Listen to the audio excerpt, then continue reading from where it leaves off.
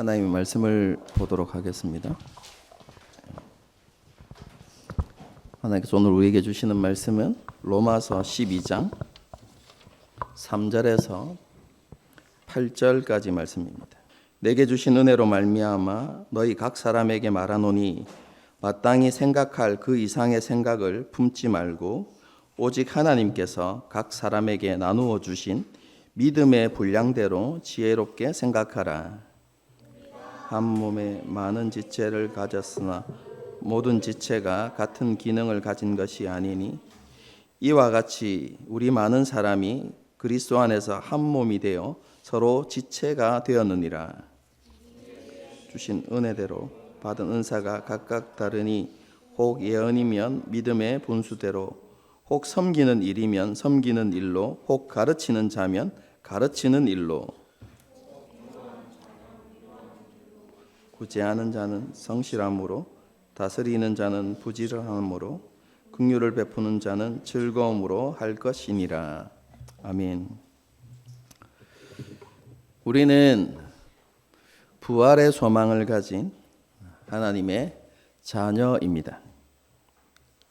우리가 이렇게 하나님의 자녀의 권세를 얻게 된 것은 우리의 의로움이나 공로가 아닙니다. 전적인 하나님의 은혜이죠. 하나님의 신실하심과 예수님의 신실하심을 통해서 우리는 죄 용서함을 받고 의롭다 하심을 얻게 됩니다. 그리고 하나님께서 우리를 입양하셔서 우리를 하나님의 자녀 삼아 주시죠. 이러한 은혜를 입은 우리는 약속을 붙들고 소망 가운데서 하나님께 감사와 영광을 돌리는 삶을 살아가야 하는 것이죠. 로마서 12장의 표현대로 하면 우리 자신을 하나님께서 기뻐하시는 거룩한 산제물로 드리는 예배자의 삶을 살아가야 한다는 것입니다. 온 마음으로 우리의 전부를 들여서 주님을 끝까지 따르는 그런 삶을 살아가야 한다는 것입니다. 이런 삶을 살아가기 위해서는 우리가 세상으로부터 구별되어져야 하고 새롭게 창조된 우리의 마음이 지속적으로 새롭게 변화되어져 가야 한다라고 성경이 우리에게 가르치고 있습니다. 진리와 성령님으로 우리의 심령이 충만해져서 계속해서 우리의 마음이 재창조되어져 가야 한다는 것입니다. 그리고 우리 자신과 공동체를 향한 하나님의 선하시고 기뻐하시고 온전하신 뜻이 무엇인지를 잘 분별하고 그 뜻에 순종하는 삶을 살아야 하는 것이죠. 그런데 지난 시간에 말씀드렸던 것처럼 우리가 하나님의 선하신 뜻을 잘 분별하기 위해서는 우리가 하나님의 선하심을 알고 하나님의 선하심을 닮아가는 삶을 살아야 한다라는 것을 우리가 기억해야 합니다. 하나님을 아는 것만큼 하나님의 뜻을 알 수 있다라는 이 원리를 우리가 잊지 않았으면 좋겠습니다. 이렇게 하나님의 은혜로 하나님의 자녀된 우리는요, 하나님의 뜻을 분별하고 죄악으로 가득한 세상 속에서 우리의 전부를 들여서 주님을 끝까지 따르는 삶을 살아야만 합니다. 이것이 우리가 마땅히 드려야 할 예배입니다. 그리고 그것이 모든 그리스도인의 삶의 원리이죠. 그렇다면 한번 생각해 보십시다. 이러한 삶의 원리가 가장 먼저 드러나야 하는 곳이 어디입니까?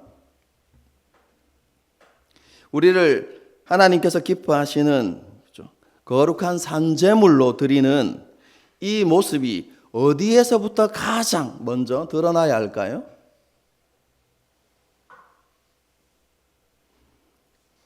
그것에 대한 답은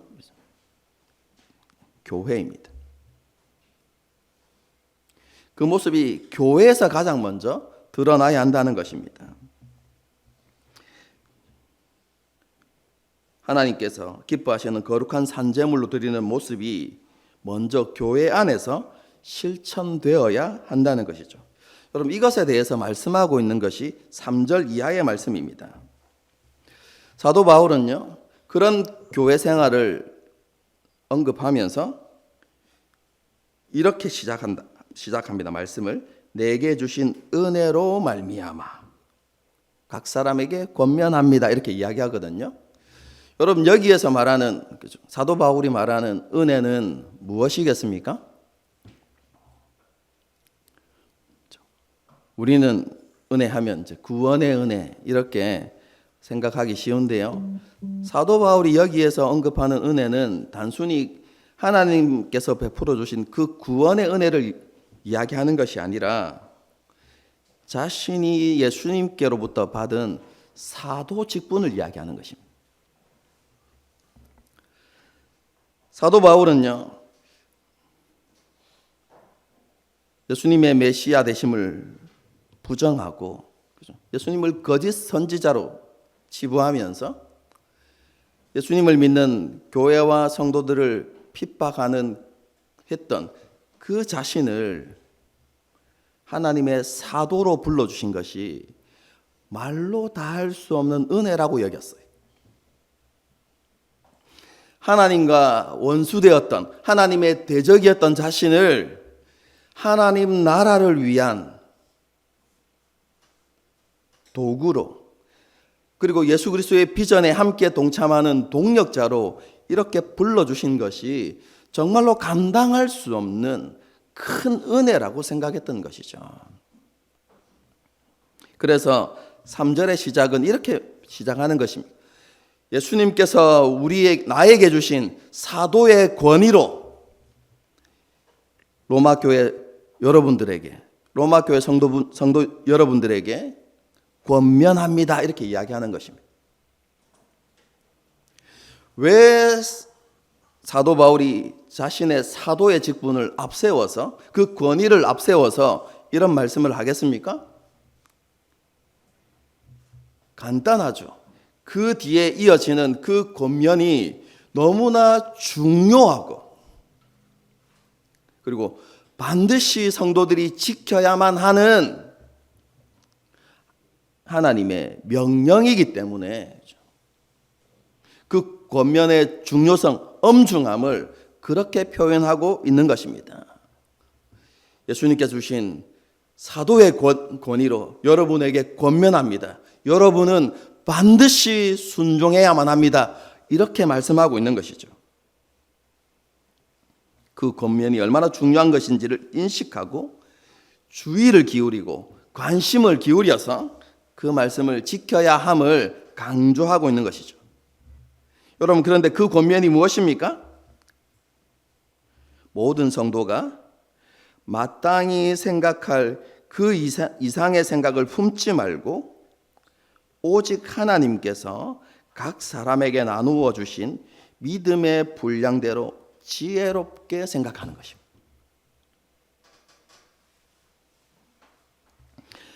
여기에서 그 이상의 생각이라는 표현은 한 단어로 바꿀 수 있는데요.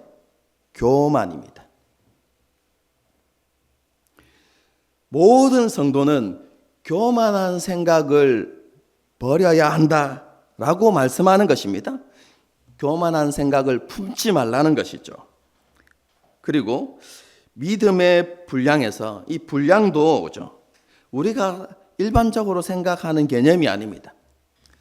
믿음의 분량. 이 분량하면 우리는 어떤 생각을 하죠? 믿음이 큰 사람이 있고 믿음이 작은 사람이 있는데 그런 믿음의 수준에 따라서 이렇게 생각하라. 여러분, 이렇게 이해해버리면 큰 문제가 생깁니다. 믿음의 분량에 따라서 생각하면 생각이 나뉘잖아요, 여러분. 이해가 되시죠? 각자의 생각을, 각자의 수준에 따라서 생각하고 그것을 이야기하고 주장하면 공동체의 생각이 일치를 이루지 못하죠. 그런 개념이 아닙니다. 여기에서 말하는 분량은요, 기준을 이야기하는 것입니다. 믿음이라는 기준을 따라서 지혜롭게 생각하라는 것이죠. 그리고 지혜롭게라는 이 단어도 그렇죠? 우리가 생각하는 일반적인 지혜로움, 슬기 이런 개념이 아니고요. 여기에서 말하는 지혜는 술 취함의 반대 개념입니다. 정신을 똑바로 차리고 정확하고 그리고 실제적으로라는 개념이거든요. 정리해서 말씀을 드리면 성도는 교만한 생각을 품지 말고 하나님께서 은혜로 주신 믿음의 기준과 그 원리를 따라서 정확하고 실제적인 것들을 생각하라 이렇게 말하고 있는 거예요. 교만한 생각을 품지 말라는 것은 어떤 의미입니까? 자기 자신에 대해서 평가할 때 실제 자기 모습보다 그죠? 자신을 크거나 강하게 평가하지 말라는 것이죠.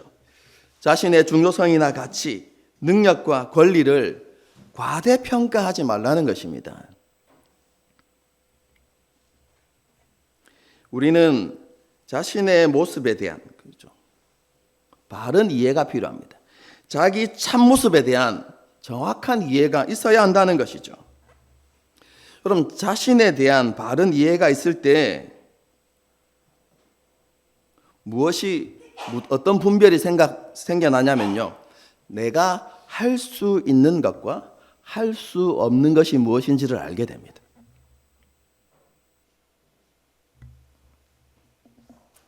여러분, 그런 이해가 있어야만 우리가 남을 돕기도 하고 남으로부터 도움을 받기도 하는 것이죠. 내가 할 수 있는 것으로 남을 돕고 내가 할 수 없는 것에 대해서는 다른 사람의 도움을 받으려는 태도가 생겨나는 것입니다. 그래서 분명한 자기 인식이 우리에게 필요한 것이죠. 자기 자신에 대해서 바르게 이해할 때 당당하지만 교만하지 않을 수 있고 겸손하지만 자기 비하에 빠지지 않을 수 있게 되는 것입니다. 그리고 바른 자기 이해를 가져야만 공동체 속에서 자신의 위치와 역할을 바르게 깨달을 수 있게 되는 것이죠.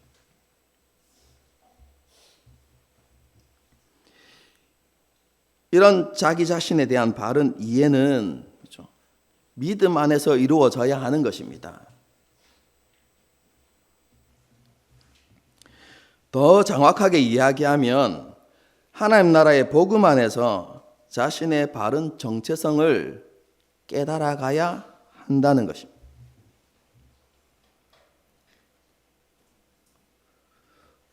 하나님의 복음 안에서 자신의 가치와 중요성을 깨달아가야 한다는 것이죠. 많은 사람들이 다른 사람의 시선과 평가에서 자기 정체성을 찾으려고 합니다. 그래서 그 결과는 항상 상처를 받죠. 우리는 다른 사람의 시선과 평가가 아니라 하나님의 관점에서 우리 자신들을 평가하는 그런 모습을 우리가 만들어 가야 하는 것이죠. 우리의 정체성은요, 다른 사람이 아니라 복음 안에서 결정되는 것입니다. 그럼 복음 안에서 우리 자신을 정확하게 이해해야 되는데 우리는 죄인입니다, 여러분.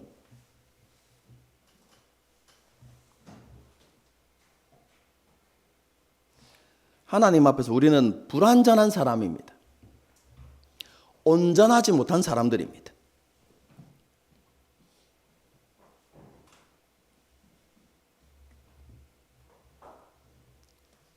하지만 우리가 복음을 통해서 우리가 하나님 앞에 의롭다함을 얻게 되죠. 우리는 하나님의 사랑과 은총을 받았고 그리고 지금도 그 사랑과 은총을 받고 있는 사람들입니다.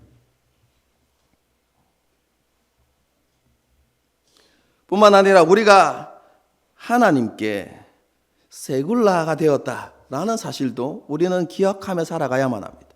세굴라가 뭐라고 했죠? 기억나십니까? 세굴라는 보석을 이야기하는 것인데요.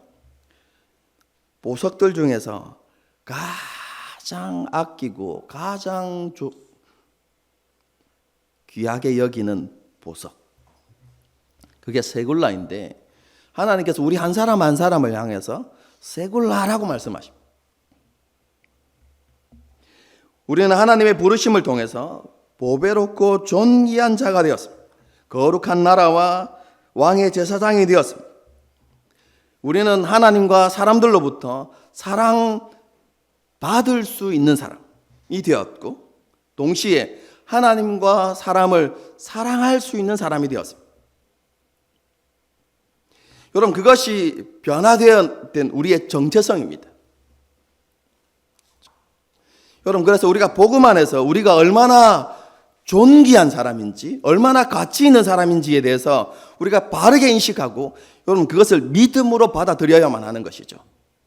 다른 사람과 비교해서, 다른 사람의 평가에 의해서 우리의 정체성을 발견하는 것이 아니라 하나님께서 우리에게 말씀하신 하나님의 약속 안에서 우리의 어떠함을 발견하고 그것을 확신할 수 있어야 하는 것이죠. 여러분, 그래야만 우리의 자존감이 무너지지 않습니다.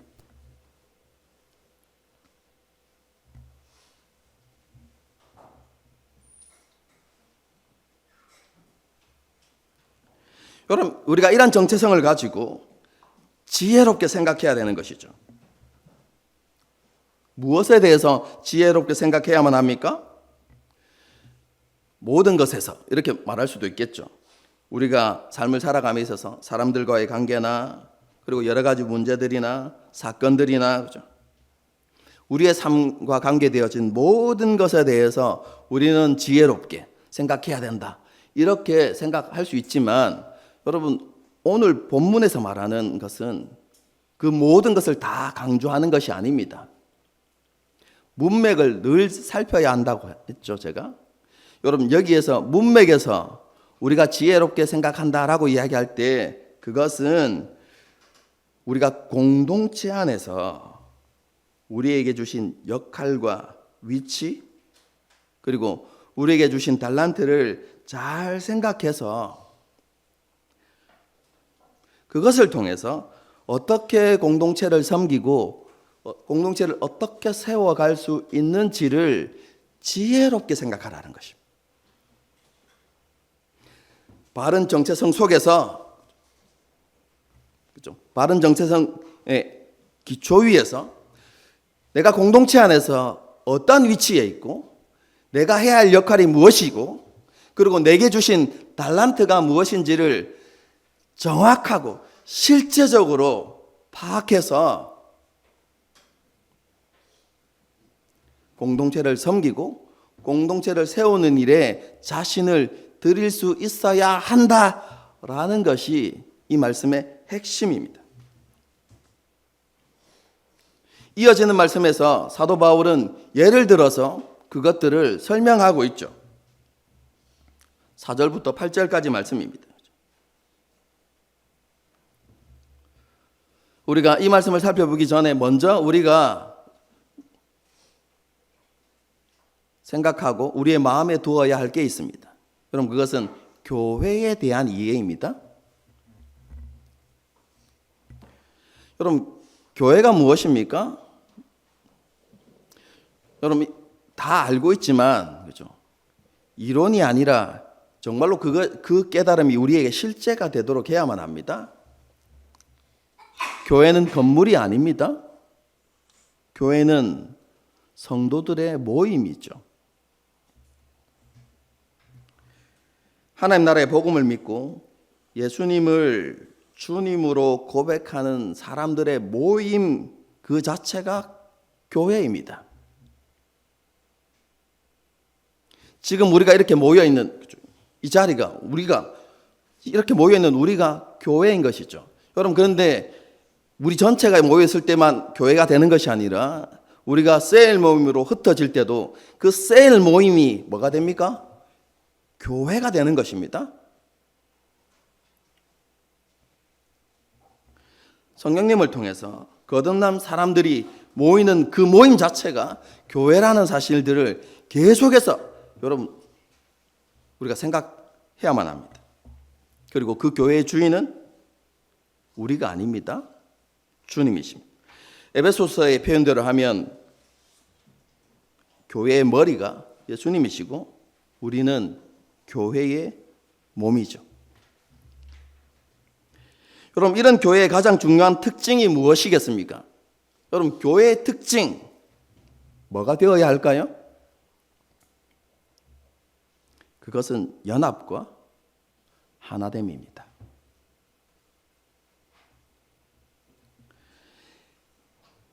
교회의 연합과 하나됨은 교회의 머리 대신 예수님의 뜻이고 간절한 소원입니다.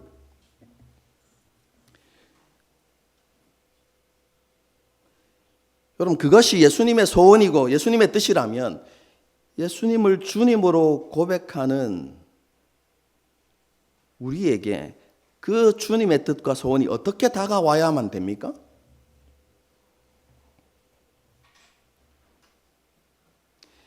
교회의 연합과 하나됨이 얼마나 중요한지를 인식하고 그것을 위해서 수고하고 노력해야만 하는 것이죠. 그리고 교회가 예수님 안에서 함께 그리고 바르게 성장해 가야 하는 것이죠. 여러분, 이 일을 위해서 하나님께서 우리를 부르신 것입니다. 여러분, 그런데 우리를 부르실 때 똑같은 기질과 똑같은 성향과 똑같은 달란트를 가진 사람들을 부르신 게 아닙니다. 우리가 성령으로 거듭나서 그리스도인이 된다는 것은 한 사람 한 사람이 복제품이 된다는 말이 아닙니다. 하나님께서는 서로 다른 기질과 서로 다른 성향과 서로 다른 달란트를 가진 사람들을 부르셨습니다. 복음 안에서 우리 모두는 동등하지만 각자의 기질과 성향과 달란트는 다른 것입니다. 그리고 그 다른 사람들의 각각의 섬김을 통해서 교회가 세워지도록 우리를 부르신 것이죠. 여러분, 교회는 획일성이 아니라 다양함 안에서, 그렇죠? 다양성 안에서 연합과 하나됨을 이루어가는 것입니다. 여러분, 그래서 모든 성도에게 같은 모습, 같은 섬김을 요구하는 것은 잘못된 것입니다.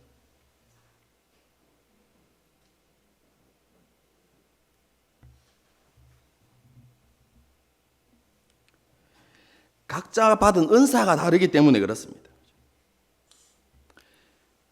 각자가 받은 은사에 따라서 공동체의 유익을 위해서 수고하고 헌신해야 하는 것이죠. 6절 이하에 그 예가 나타나죠. 첫 번째는 예언의 은사 이렇게 나타납니다.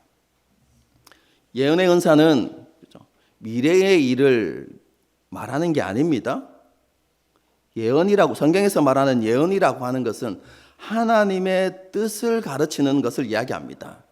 그리고 그것은 오늘날 설교에 해당합니다.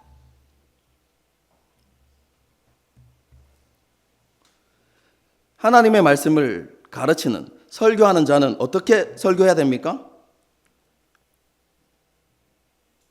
믿음의 분수대로. 무슨 말이냐면 성경이 가르치는 내용에 부합하게 일치하도록 바르게 가르쳐야 한다는 말입니다.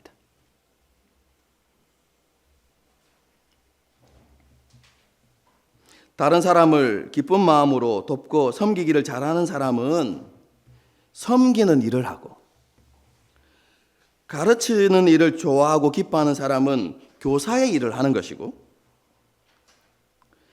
다른 사람을 잘 이해하고 적절한 말로 권면하고 위로하는 일을 잘하는 사람은 권면과 위로의 일을 하는 것이고,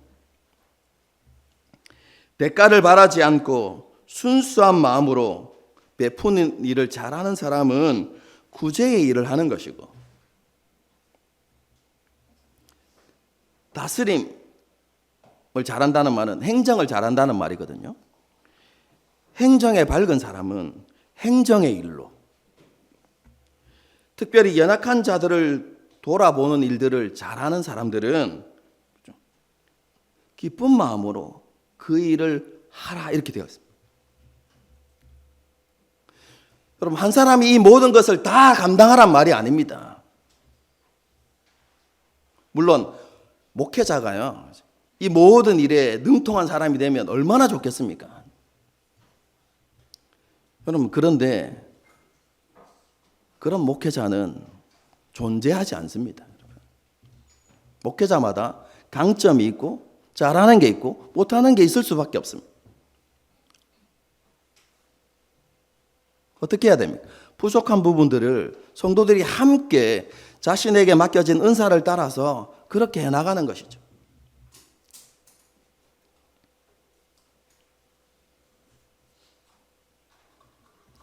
성도들을 돌아보는 일을 잘하는 사람이 있다고 했죠. 모든 사람들이 그렇게 할 수 있는 게 아니라는 말입니다. 그럼 성경에서는 분명히 그렇게 말씀하고 있습니다. 희연이한테 미리 허락을 안 받았는데요.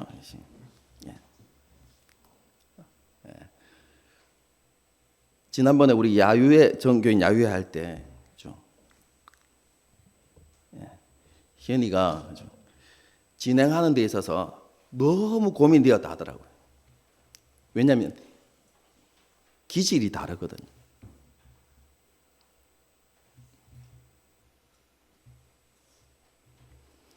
그렇게 하는데 아무런 부담 없이 할 수 있는 사람이 그것을 하는 것이 공동체에 유익한 것입니다. 그렇게 해 나가는 것이죠. 다시 한번 강조합니다. 모든 사람이 나와 같아야 한다라는 생각을 내려놓아야만 합니다. 물론 잘못된 신앙의 모습을 가진 성도들에 대해서는 함께 권면하고 책망함으로 그들을 바른 신학으로 이끌어야 하는 것은 맞습니다. 하지만 교회를 섬기는 일에 있어서 여러분, 우리의 모습은 획일화될 수 없습니다. 나 자신이 기준이 되어서 다른 사람에게 그것을 강요해서는 안 된다는 것입니다.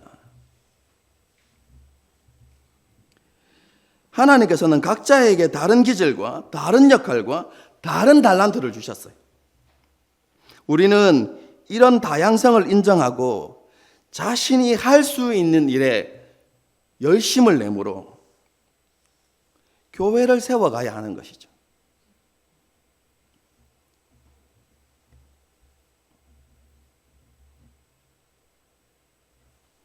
이렇게 교회를 세워가는 것이 하나님의 뜻이고요. 우리에게 주신 은사를 따라서 교회를 섬겨 나가는 것이 하나님께 마땅히 드려야 할 예배입니다.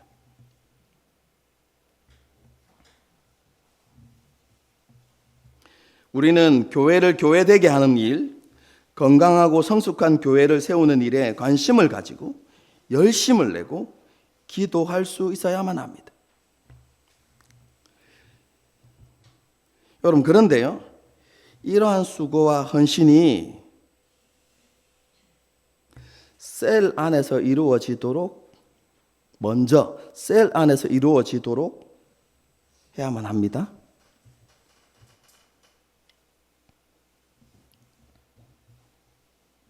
셀이 먼저 건강하고 성숙한 교회가 되도록 함께 관심을 가지고 노력해야만 합니다.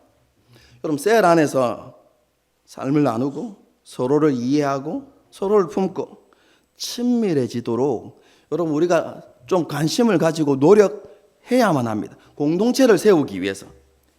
그래서 잘 안 되지만 우리가 애써야 하고, 그렇죠? 수고해야만 되는 일들이 있는데, 그게 뭐냐면 주중에 만나서 셀원들끼리 1대1이라든지 아니면 다수로 모이든지 간에 차를 마시고 함께 식사를 하고 가능하다면 집에 초대해서 함께 교제를 가지는 그런 일들을 함께 노력했으면 좋겠어요. 매주 하라는 말이 아닙니다, 여러분. 주중에 그러한 교제가 이루어질 수 있도록 그렇게 노력하자는 것입니다.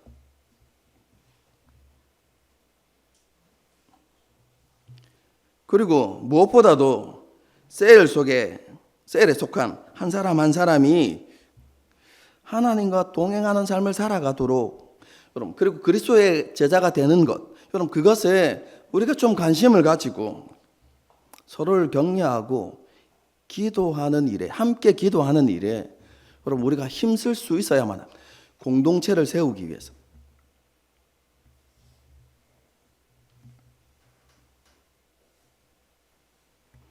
가장 작은 단위인 셀 안에서 온전한 성도의 교제가 이루어질 수 있도록 우리 모든 성도들이 함께 관심을 모으고 함께 노력할 수 있었으면 좋겠습니다.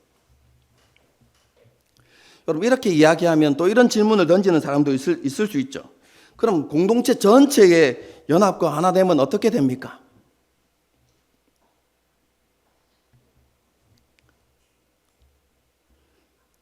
좋은 질문이고 건강한 의문이라고 생각합니다.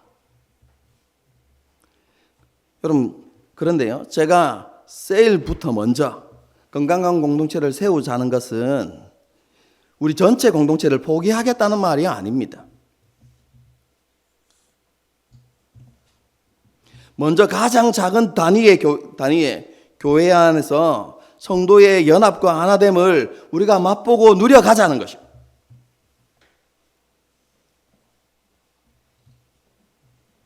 한번 생각해 보십시오. 가장 작은 단위인 셀 안에서 연합과 하나됨을 이루지 못하는데 어떻게 공동체 전체가 연합과 하나됨을 이룰 수 있습니까?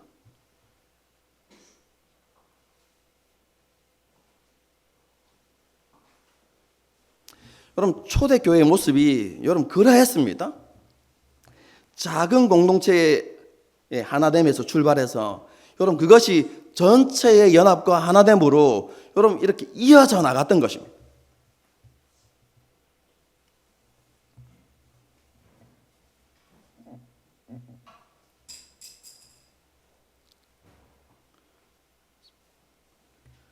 우리가 정말로 온전하고 건강한 공동체, 함께 신앙생활하면서 함께 행복하고 즐거운 그런 공동체를 세우기 위해서 셀의 중요성, 셀의 가치, 여러분 이런 것들을 다시 한번 마음에 새기고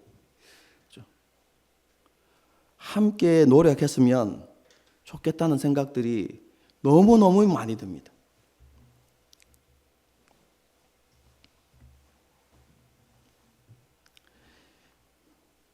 그리고 그것을 하기 위해서 우리가 먼저 가져야 하는 생각이 있습니다.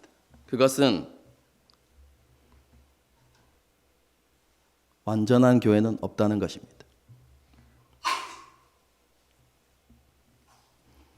규모가 작은 교회면 작은 대로 문제가 있고 규모가 크면 큰 대로 문제가 있을 수밖에 없어요.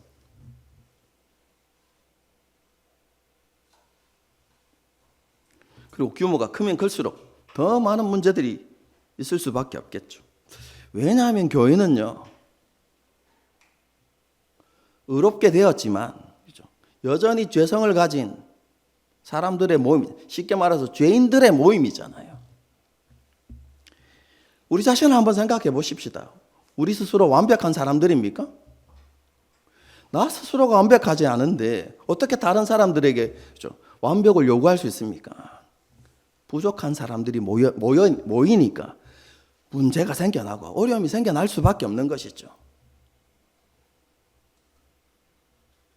하지만 그 문제가 어려움에 우리가 집중하는 것이 아니라 어떻게 우리가 더 나은 공동체를 세워갈 것인가에 대해서 고민하고 함께 노력해가는 것이 더 중요한 것이죠. 여러분, 기독교 역사상 완전에 가까운 교회는 단 한 번 있었습니다, 여러분. 그런데 그런 교회의 모습이 길게 지속되지 않았어요. 언제죠? 오순절 성령 강림 직후의 교회의 모습입니다. 모든 성도들이 받은 구원에 대해서 기뻐하고 감사하면서 한 마음 한 뜻이 되어서 자기 재물을 자기 것이라고 주장하지 아니하고 모든 물건을 서로 통용하여 썼다, 이렇게 기록하고 있죠. 미래에 완성되어질 천국, 하나님의 나라의 모습이 나타난 것입니다. 여러분, 그런데 그게 지속되었습니까? 아니요. 얼마 가지 않아서 교회에 아나니아와 삽비라 같은 사람이 나타났죠.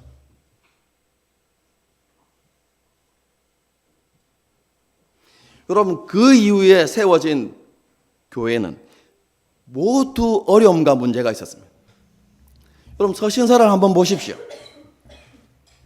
서신서에 문제가 없는 교회가 있던가요? 그렇지 않습니다. 모든 교회에 어려움과 문제가 있었습니다.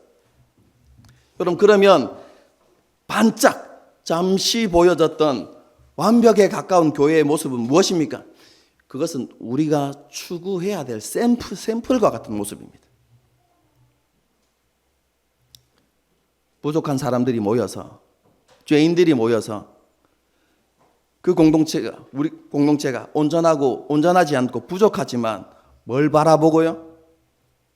우리가 온전히 성령님께 감동되어서 우리 자신을 희생할 때 그런 공동체가 이루어진다는 것을 기억하고 그것을 소망하면서 그런 공동체를 만들어가기 위해서 우리가 조금씩 애쓰고 수고하고 노력하는 것이, 여러분, 그게 교회의 모습입니다. 사도 바울은 오늘 본문을 통해서 교회가 그렇게 되어야 한다라고 말씀하는 것이죠.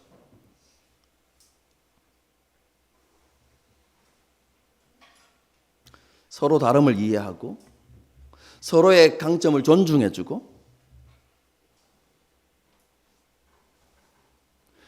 자신이 잘할 수 있는 것에 기쁨으로 헌신하고 자신이 못하는 것에 대해서는 다른 사람에게로부터 기꺼이 도움을 받고, 여러분, 그렇게 하면서 공동체를 세워가야 하는 것이죠.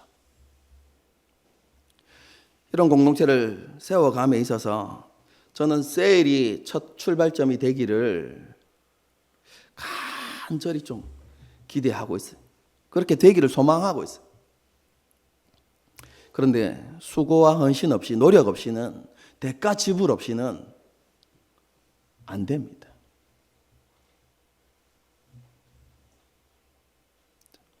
시간을 내어서 만나고 교제하고, 여러분, 그렇게 해서 셀 안에서 교회의 연합과 하나됨이 무엇인지를 좀 깨달아 가십시다. 그리고 우리가 그렇게 할 때 하나님께서 우리의 삶 가운데 어떻게 역사하시는지를 우리가 경험하고 맛보았으면 좋겠습니다. 성경은 분명히 우리에게 약속하고 있습니다. 우리가 주님을 위하면 주님은 우리의 몸을 위하신다고 분명히 말씀하고 있습니다.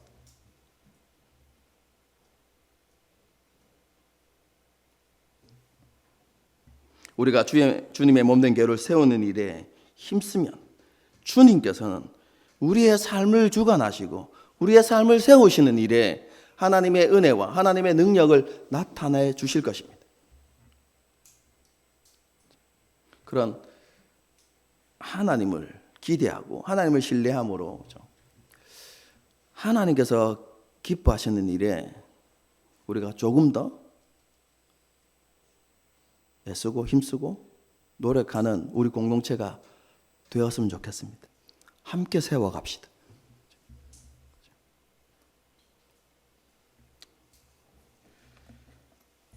찬양하고 기도하는 시간을 갖도록 하겠습니다.